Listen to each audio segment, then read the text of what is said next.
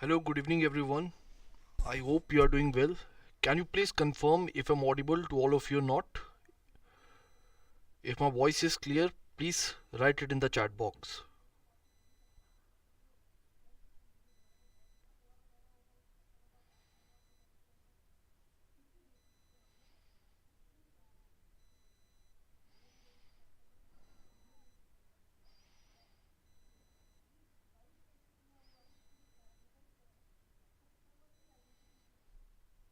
Okay, so thank you so much Sarthak and RBI me for the confirmation. Is my voice fine? Somebody is saying my voice is low. Are others also facing the same problem? Fine. So now let us begin with the session. I think there is no problem with the voice, and let us begin with the session. So hello everyone, welcome to another session of Perspective 360 degree, where we do current affair based answer writing practice in a detailed and structured manner. So if you are an aspirant preparing for various competitive exams like RBI, NABARD, IRDAI, etc., then this session is definitely going to help you with answer writing practice with respect to the descriptive paper. So without wasting any time, let us begin with the session. And as you would be knowing that from today we are going to start our answer writing series with respect to the IRDAI, where we are going to talk about different topics that are there in context of the syllabus, and maybe once in a week or twice in the week you can let me know in the comment section if you want me to continue it. This is just, I would say, a kind of experiment that we are bringing. This is the first class, so we will continue it as a part of this series. Fine, the IRDA type questions. Apart from that, RBI NABARD type questions, they will also continue. Fine, so this is the agenda for today, and this is the topic which is regarding the principles of insurance. Fine.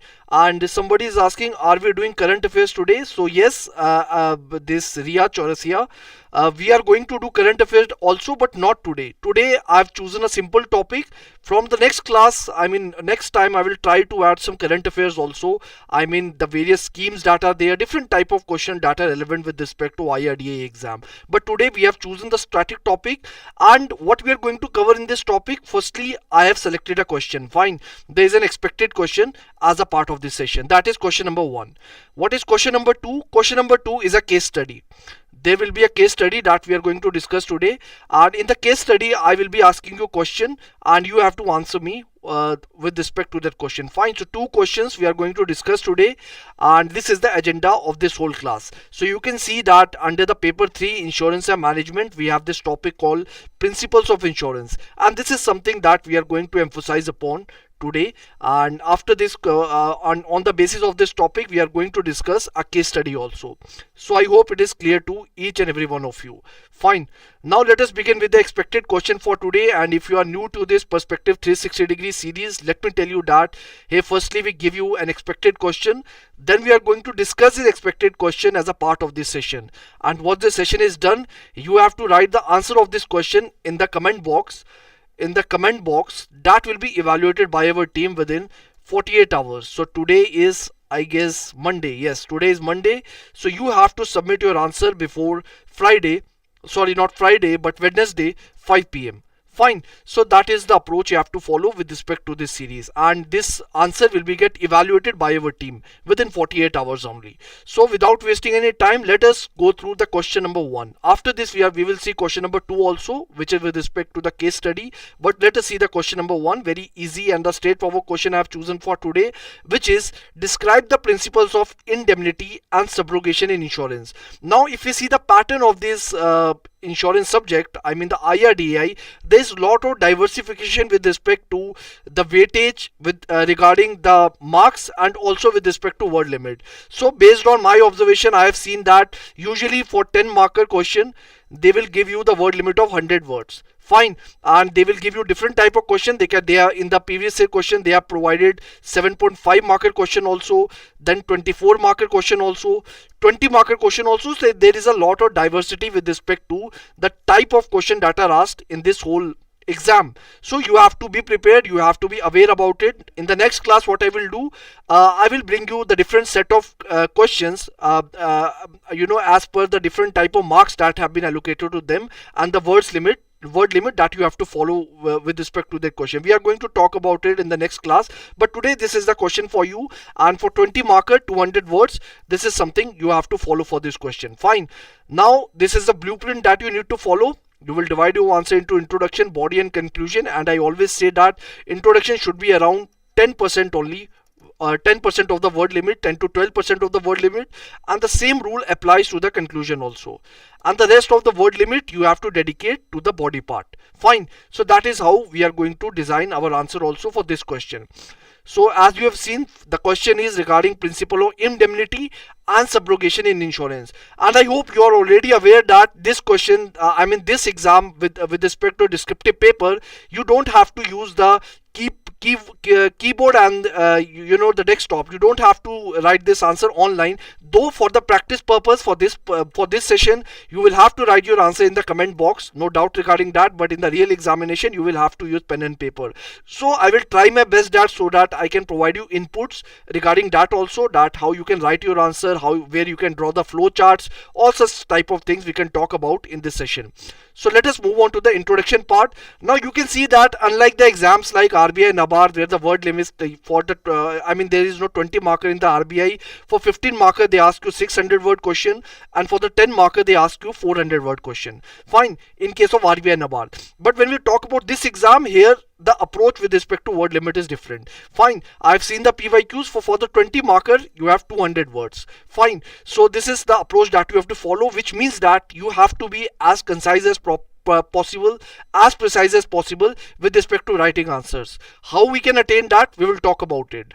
So firstly, let us talk about the introduction. So since the word limit is going to be a big criteria regarding the completion of your paper, so we are going to write a very brief introduction with respect to this answer, because word limit is only 200 words for the 20 marker. So we have to be as concise and as precise as possible. So you can write your introduction like: the principles of indemnity and subrogation are fundamental to insurance contracts, ensuring that the insured is fairly compensated without gaining financially from a loss, and the insurer can cover the loss from third parties. So before delving into the greater details, let us talk about some background information regarding what this principle of indemnity and the principle of subrogation is. Fine. So basically when we talk about this principle of indemnity, very easy principle to understand. I will make you understand with the help of an example. So when we talk about principle of indemnity, so basically if you talk about any kind of insurance, what is the purpose of any kind of insurance? The purpose of any kind of insurance to help the insured person who has paid the premium amount to the insurer company. And what the insurer company has to do, whenever that person will file the claim, the insurer company has to make sure that this person gets the fair compensation amount. Now what do you mean by this term fair? How will you define this fair compensation? Basically this fair compensation is defined based on the principle of indemnity. What does the principle of indemnity says? Principle of indemnity says that, in a very simple and plain language, if I tell you, basically it says that when the insurance company is providing the compensation to the insured person, then while providing that compensation, the purpose of that compensation should be to help or to compensate that individual. That compensation, that aid from the side of the insurance company should neither lead to the profit for that insurance individual, nor it should lead to any kind of financial shortfall. So the point is that if you are taking any type of insurance from an insurance company, the purpose of the insurance company is not to make you profitable, or it is also not to make you enter into a kind of loss case scenario. The purpose is to compensate you. Whatever loss is there, the insurance company will provide you that optimum loss, and this is what the term fair means. And this fair is divided, it is defined based on this principle of indemnity. Fine. For example, let us say there is a person. That person has a house. Fine. And let us say the insurance plan that he has opted for, let us say he has taken this property insurance, and the property insurance plan is of rupees 50 lakh.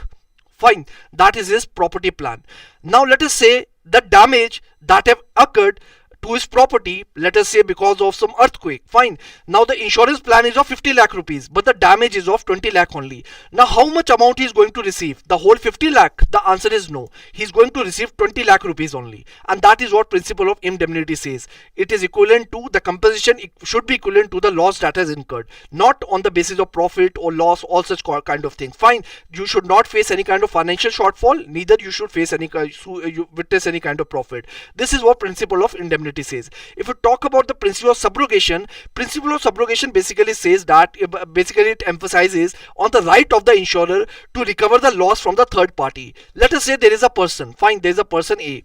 This person met with an accident with the person B. Now in this case, the thing was that the fault was of the person B. Now this person A is somebody who has taken the insurance from you, let us say motor vehicle insurance. Now when he met with an accident with this person B, the fault was of the third party. Why the third party? One party is the person A, who is basically your insurer, who has taken the insurance policy from you, who is the policy holder, and the party B is what? The insurance company. Fine. This insurance company, I hope my handwriting is legible. This insurance company is what? It is the, I would say it is the first party. Fine, it is the first party in this whole transaction. Now this person who has purchased the insurance policy is the second party. And this person with whom this second party met with an accident, this is nothing but the third party. Now let us say this party 2, which is the person A, met with an accident with this person B. Now in this whole accident, whose fault it was? The fault case belonged to this person B. It was his fault, and because of his fault, the accident happened. Now what is going to happen? This insurance company, what it is going to do as per the principle of subrogation. So what is going to follow? Basically this insurance company is going to provide, firstly, the point number 1, it is going to provide the compensation to person A. That is the first rule. Now what is the second rule? Second rule is the principle of subrogation. What does the principle of subrogation says? It says that this insurance company has right to recover the money from the person B also. Here he can go. So firstly they are going to provide the compensation to the person A, and they will go to person B and they will ask for they can recover the money from person B also. Why is it so? What is the logic behind it? What is the reasoning behind it? Again, it is very much linked to principle of indemnity only, so that, let me change the ink, so that this person A, he does not see any kind of profit. Fine. So he does not feel any. How can he can get the profit? He will recover the money from the insurance company only, and he will take the money from person B also. So that is how he can recover the money. So that he does not recover the money from person B, the insurance company can go and they can recover the money from the third party, so that this person A does not get profitable in this whole transaction, because that is against the principle of insurance. Fine. So that is what the whole idea regarding the subrogation is. This whole, I would say, the scenario is considered as subrogation. Fine. Now let us see, while understanding both these principles, how we can write the body part with respect to that. Fine. So let us see regarding that also.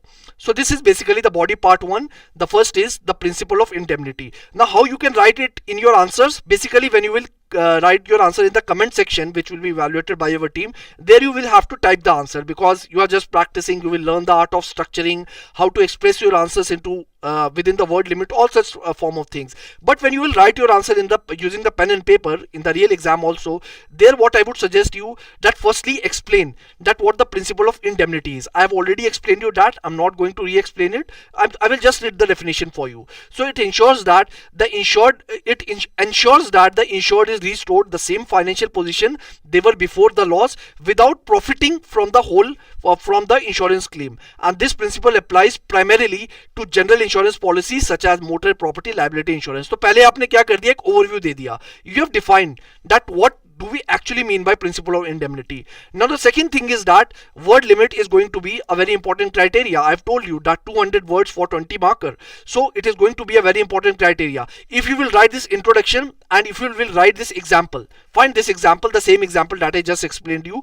If you will write this example, 100 words will be finished for this part. Now how you are going to adjust your word limit? A very important role can be played by what? It can be played by the flow charts. Fine. So what I would suggest you, while you have written the introduction part, I mean when I say the introduction, I mean the introduction with respect to body part 1. Fine. This is the main introduction with of the answer. This is something you will write above. When you will give the first part of the body and when you will define what that actual thing is, you can draw some type of flow chart like this. In this flow chart you can write principle of indemnity. Fine.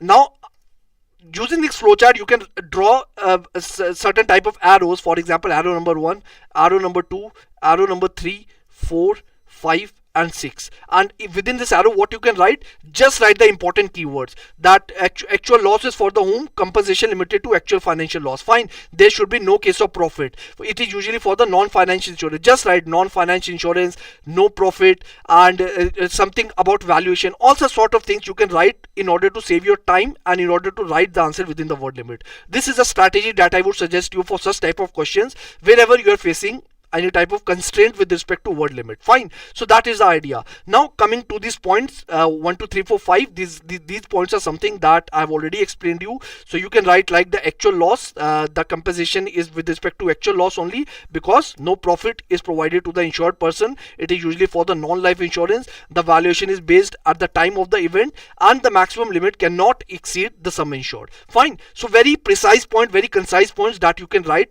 using the flow chart. I hope it is clear to everyone. Now let us move on to what? Let us move on. So this is your example. So 1 point of definition, 1 point of flow chart, and 1 point of example. I hope it is clear to you. On the similar lines, you have to write the principle of subrogation also, that it is an extension of indemnity principle, and after the insurer compensates the insured for a loss, the insurer gains the legal right. So you can see that I told you it is a legal right to pursue recovery from a third party responsible for causing the loss. This is something that we have already discussed. Again, there is an example in front of you, the example that we have already discussed. So one definition, one example, and this is nothing but your flow chart. Now it is not mandatory that you write all the 7 points. This is just a I would say an example for you. Just you can take it as a model answer, but you can optimize it in your own manner. You can write 4 points also, 5 points also, in a very concise manner. So these points I've already explained you. It is a legal right after the indemnity. No double recovery. Double recovery basically means that it prevents the insured person to take the compensation from the insurance company also and from the third party also, and he is not able to do so. That's why we have this principle of subrogation. Fine. So that there is no case of profit in this whole transaction. Then after that, it is for usually for non-life insurance, the third party liability subject to policy terms, something that I've already explained you. Fine. So this is how you can write the body part. Now next, what do we have? We have the conclusion part. Very precisely, unlike the RBI NABARD where you usually write a lengthy conclusion, here you just have to write a one-line conclusion. Fine. Do not waste a lot of time while writing conclusion, all these things. I'm not saying that you have to totally neglect it. Try to write the conclusion, but in a very concise manner, in a very precise manner. So together, the principles of indemnity and subrogation ensures fairness in the insurance process, protecting both insurer and the insured while maintaining the integrity of the insurance contract. So this is how you can write the conclusion in a very concise format. Fine. So I hope this question is clear to you. Now let us move on to the question number 2. So question number 2 I've taken as a case study. Now in this case, I'm going to interact with you. I will present the case study on your screen. You have to read the case study and you have to tell me, okay, first take your time and read the case study. Then we will see the question. I'm giving you 1 minute, total complete 1 minute. Take your time and read it.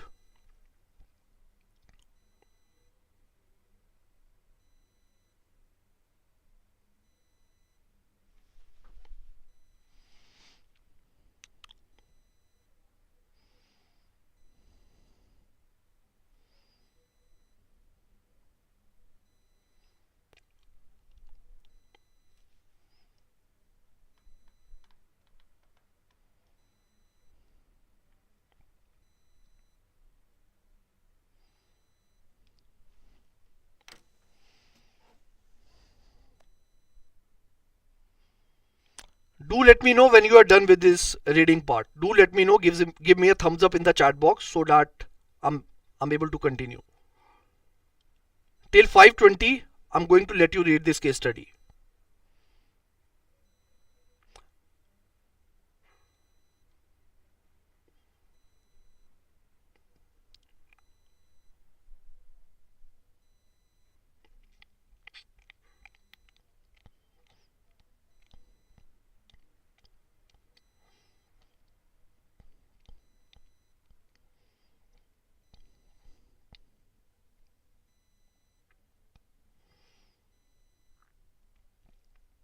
So are you done? Please give me a thumbs up in the chat box.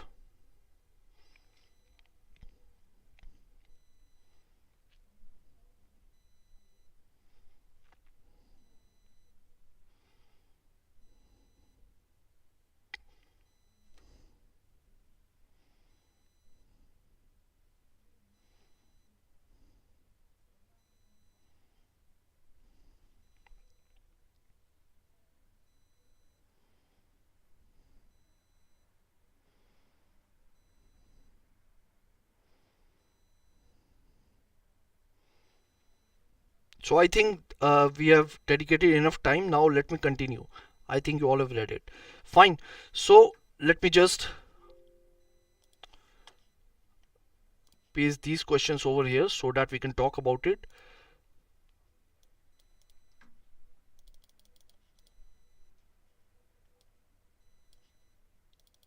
So I hope the questions are visible to you. I think it would make more sense if they are on the same screen only. Fine. So now let us talk about the questions. So the first question is regarding, so let me read the case study. So Mr. Mehra owns a factory that manufactures electronics. He has taken a fire insurance policy of his factory from XYZ Insurance Corporation, and one day a fire breaks out to an electric shock circuit. So basically he owns a factory that manufactures electronics, and he has taken a fire insurance policy fine from this XYZ insurance company. And one day what happens? A fire breaks out due to an electric short circuit, and while Mr. Mehra immediately informs the fire department, he does not take any additional measures to minimize the damage. So even if he has informed the fire department about this whole incident, but he has not taken any kind of additional measures from his side with which the damage could be minimized, assuming that the insurance company will cover all the losses, because he thought that the insurance company is eventually going to pay me money if my house gets burnt because of fire, because I've taken the insurance. But from his side, he is not taking any measures to stop the fire. Additionally, he had concealed means basically he has hidden. Fine, he had hidden the fact that his factory stored a significant amount of flammable material which could have influenced the premium charged by the insurer. So this is the scenario. He has taken the insurance, fire breaks out, and he, even if he informed the fire insurance company but did not take any measures from his side. Apart from that, he has also hidden some information regarding the flammable material that is there in his factory. Fine. So now let us go through the question. So the first question is, which principle governs Mr. Mehra's duty to take reasonable steps to minimize the loss during the fire, and how does it inaction affect his claim? So tell me, this whole incident where Mr. Mehra's duty to take reasonable steps to minimize the loss during the fire. So here, which principle is getting violated? So do let me know if you are aware about the principle. Which principle gets violated over here? Any idea? So basically, when Mr. Mehra is not taking any kind of reasonable step to minimize the loss during the fire, basically the principle that is getting violated is the principle of minimization. Fine. So principle of loss minimization is the one that is getting violated. Now what is principle of loss minimization? Basically this principle says that whenever a certain kind of event happens, for example here the fire has the house has burnt because of the fire. So what this person should do, what this policy holder should do, just because he has taken the insurance, that does not mean that he will not take any efforts from his side.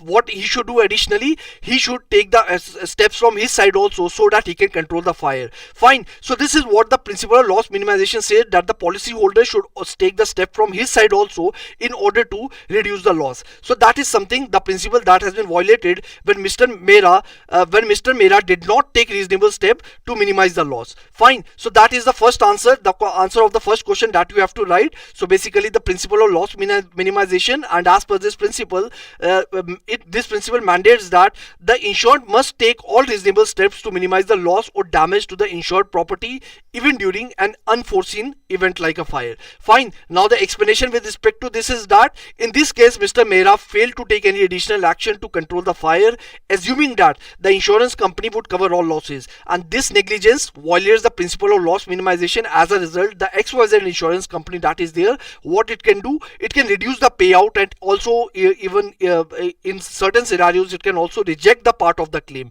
because Mr. Mehra did not take the responsibility to limit the damage that has happened. So this is nothing what the principle of loss minimization is. Now let us talk about the question number 2 through this case study. So the question number 2 is, analyze Mr. Mehra's concealment, where he was hiding the information with respect to the material facts about the flammable materials in the factory. So which insurance principle is applicable here, and how could it impact his claim settlement? So which principle is violated in this case? Anyone? If anyone knows the answer, which principle is getting violated in this case?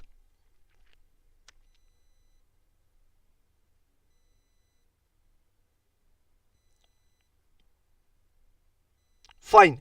So the principle that is getting violated in this case is basically the principle of utmost good and faith. So basically this principle says that whenever you are purchasing any kind of insurance policy, you have to be 100% transparent and 100% insurance regarding the details that you are providing to the insurance company. Fine. For example, let us say there is a person. That person is a smoker, but that person is hiding the information because he thinks that if he will share this information with the insurance company, then the insurance company may raise the premium. So what is it? This is something that is against the principle of good utmost good faith. So this is what the principle of utmost good faith promotes. And when this Mr. Mehra, he was hiding the information, he was concealing the information regarding the flammable products that were there in his factory, he was going against the principle of utmost good faith. So this is what the answer of question 2 is going to be, that the principle of utmost good faith applies to Mr. Mehra's concealment of material facts regarding the storage of flammable materials, and this principle requires both the insured and the insurer to disclose all material information truthfully at the time of entering the contract. And this is explanation that the failure to disclose the presence of flammable materials could have significantly affected the risk assessment and premium charged by the insurance company. And since he is concealing the information, so because of this, what happened, the insurance company can refuse to settle your claim, or he can also reduce the payment amount. Fine. So this is what you can write as a part of your answer. You can, yes, of course, you can try to, I would say, make it more concise depending on the word limit that you are writing. But this is the overall, strategy that you can use to write the answer. I hope it is clear to everyone. Now we are done with the session, and the question that you have to write in the comment box is this one. So try to write the answer in your own words. Describe the principle of indemnity and subrogation in insurance. Fine. So this is the question, the answer of which that you have to write in the comment box. And since this was our first session with respect to IRDAI, do let me know in the comment section that what changes we can bring in this whole session. You want me to modify, you want me to add something else also, we can do it as a part of this session. Fine. So from tomorrow I will try that we do a certain question on current affairs also. That will definitely help you. So this question was from static part. From tomorrow I will try to bring some current affair question also, and you can give other suggestion and feedback also in the comment box. Fine. So that is it from my side. Apart from that, we have this EduTap blocks for you. You can go through this EduTap blocks. That will definitely help you in your preparation. That contains different informative articles and all such type of things. Fine. So that is it from my side, and thank you so much and all the best.